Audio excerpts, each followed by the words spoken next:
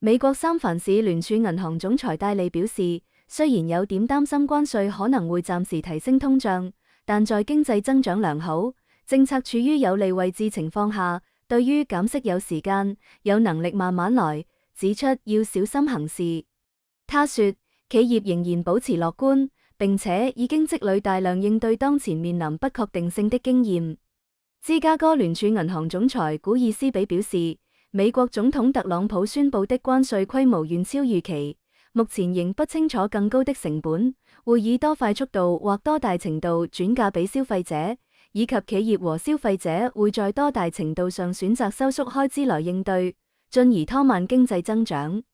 古爾斯比指，關稅是負面的供應衝擊，並指出聯儲局的應對方式尚不明確。